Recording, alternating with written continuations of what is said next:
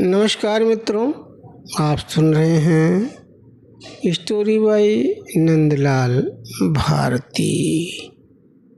कभी किसी पेड़ को ध्यान से देखा है? वह बोलता नहीं है, लेकिन पीढ़ियों का इतिहास अपने भीतर समेटे रहता है। वह शिकायत नहीं करता, फिर भी जीवन भर छाया, शुद्ध वायु और आश्रय देता रहता है। आज की कहानी बरगद का पेड़ केवल एक पेड़ की कहानी नहीं है। यह बदलते समय, खोती संवेदनाओं और पर्यावरणीय संकट और हमारी सांस्कृतिक विरासत की कहानी है।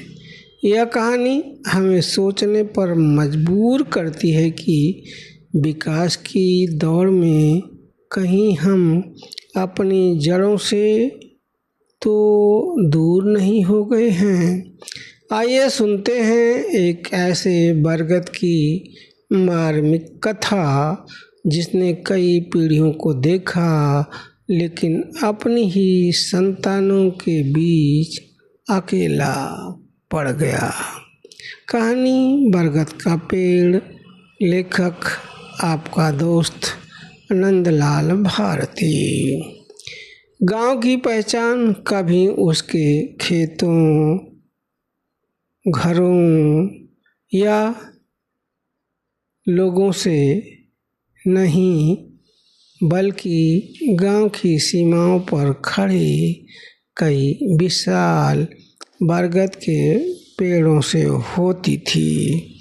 दूर दूर से आने वाले राहगीर उन पेड़ों को देखकर समझ जाते थे कि गांव अब अधिक दूर नहीं है।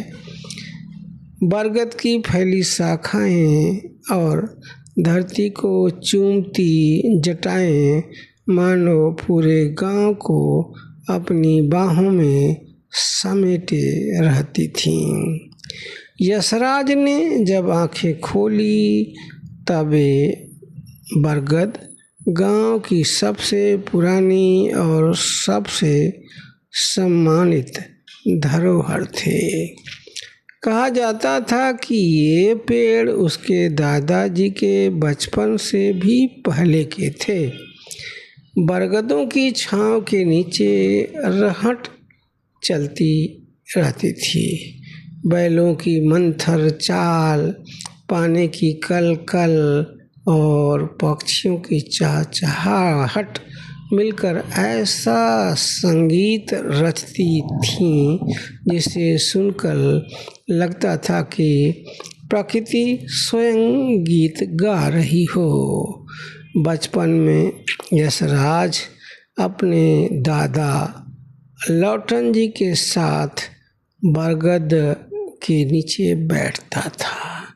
दादाजी कहते थे, यशराज बेटा, मनुष्य का जीवन सीमित होता है, लेकिन पेड़ कई पीढ़ियों की कहानी अपने भीतर समेटे रहते हैं।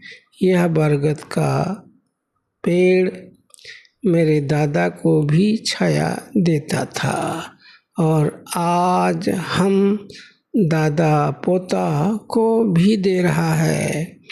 यशराज आश्चर्य से उस विशाल पेड़ को देखता रहा। बरगद केवल एक पेड़ नहीं था, वह गांव की चौपाल था, किसानों की बैठक था, बच्चों के खेल का मैदान था, यात्रियों का विश्राम स्थल था। उसकी शाखाओं पर तोते, मैना, कौवे, गौरैया और अनगिनत पक्षियों के घोंसले होते थे। गर्मी और बरसात में पशु उसकी छाया में खड़े रहते।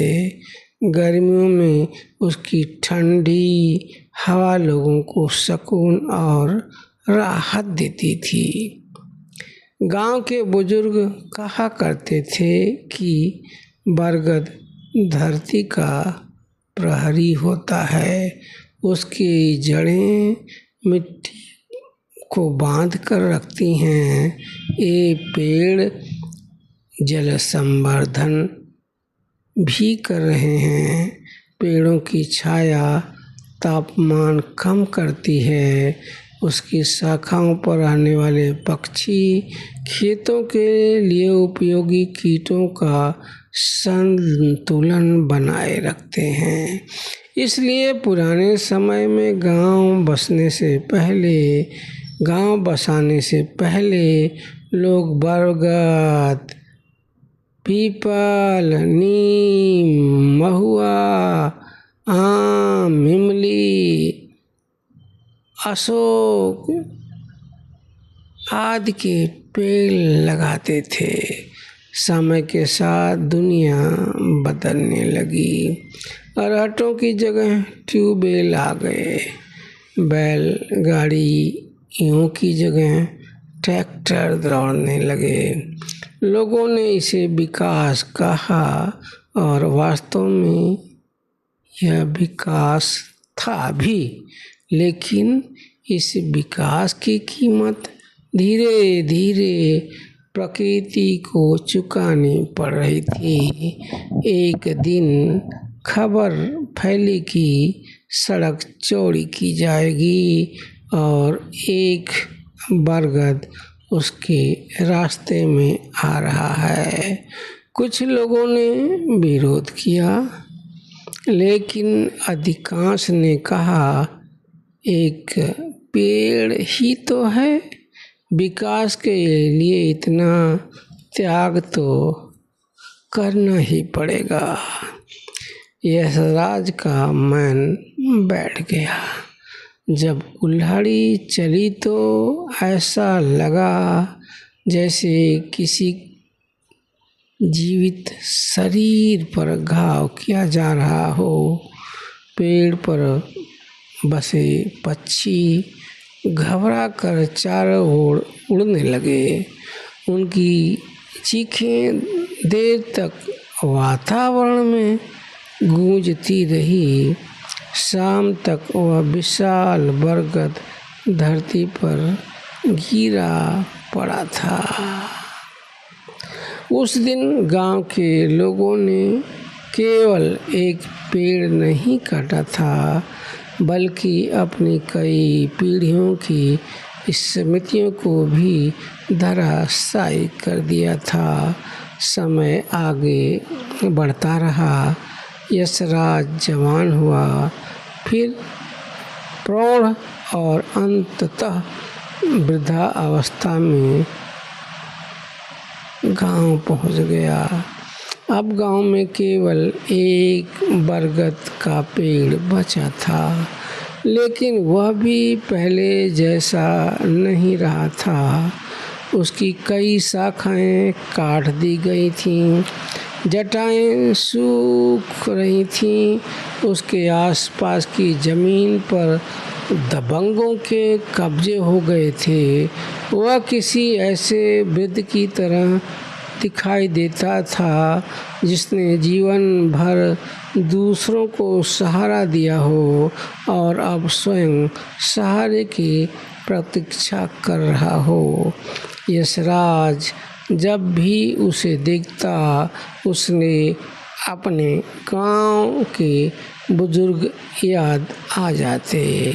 पहले जिनकी सलाह के बिना कोई निर्णय नहीं होता था, अब उन्हें लोग पुराने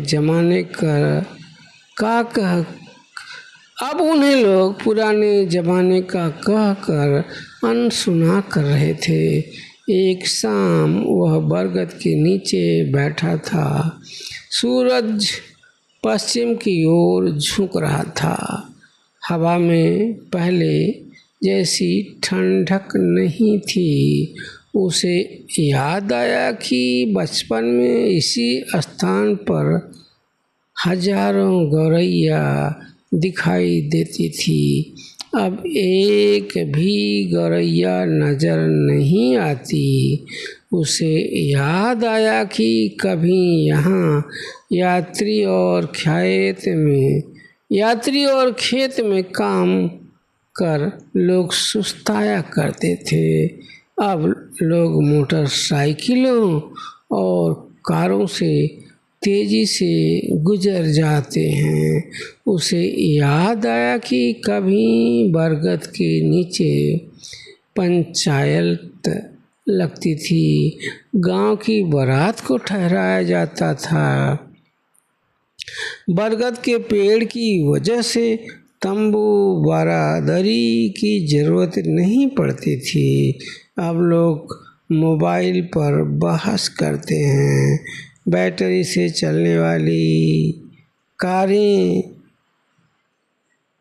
पेट्रोल से चलने वाली कारें, जीपें, छोटी ट्रकें, बड़ी ट्रकें भी गांव की सड़कों पर दौड़ रही थीं। यशराज को लगा कि गांव ने विकास तो कर लिया, बहुत विकास कर लिया, लेकिन गांव की आत्मा मर रही है। तभी वहाँ कुछ स्कूली बच्चे आ पहुँचे। उन्होंने उत्सुकता से पूछा, दादाजी यह पेड़ कितना पुराना है? यशराज ने बरगद की ओर देखा और धीमे से कहा, इतना पुराना कि इसने मेरे दादा, मेरे पिता, मेरे परदादा को भी, मुझे और अब तुम्हें भी इस पेड़ के बरगद ने देख लिया है। बच्चे आश्चर्यचकित रह गए। एक बच्चे ने पूछा, दादाजी क्या यह हमेशा रहेगा?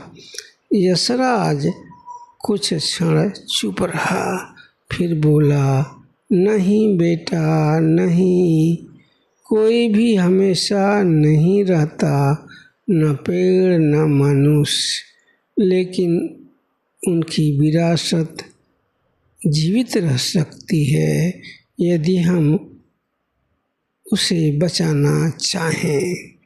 यशराज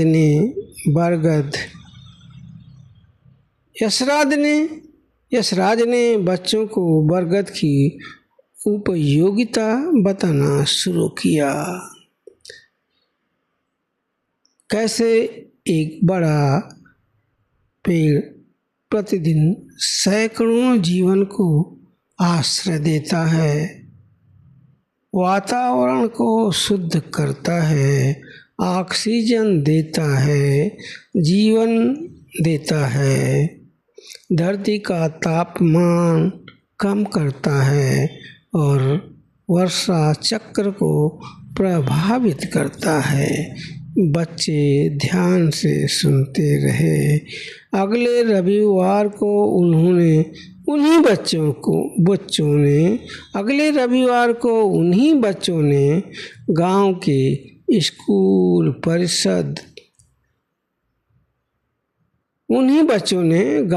स्कूल परिसर बरगद, पीपल, इमली, नीम के पौधों को लगाए और बरगद के आसपास कुछ नए पौधे भी रोप दिए।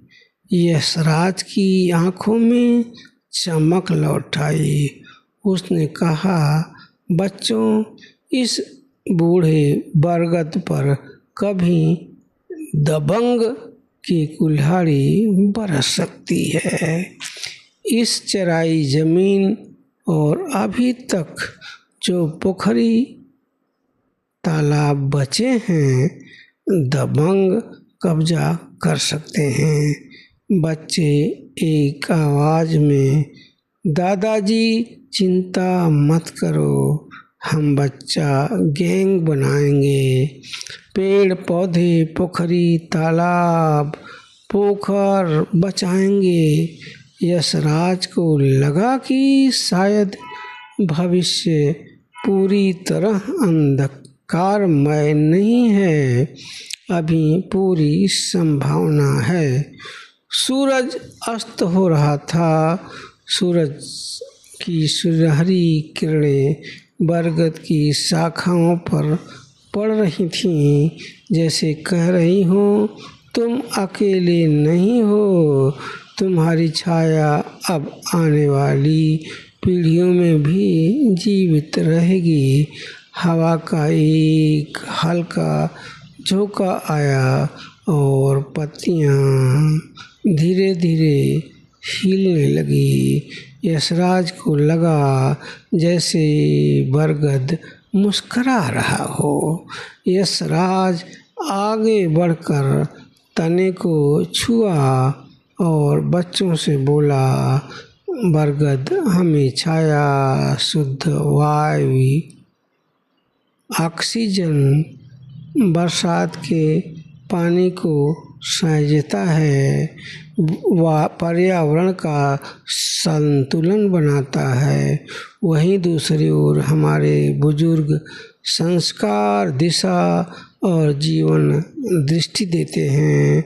बच्चों जो समाज अपने वृक्षों और बुजुर्गों का सम्मान करता है, वही समाज अपनी संस्कृति, संवेदनाओं और भविष्य को सुरक्षित रख सकता है। बरगद गिरता है तो केवल एक पेड़ नहीं गिरता, उसके साथ कई पीढ़ियों की स्मृतियाँ, संस्कार और छाएं भी धरती पर बिखर जाती हैं। मित्रों, बरगद का पेड़ केवल एक कहानी नहीं, बल्कि हमारे समय का आईना है।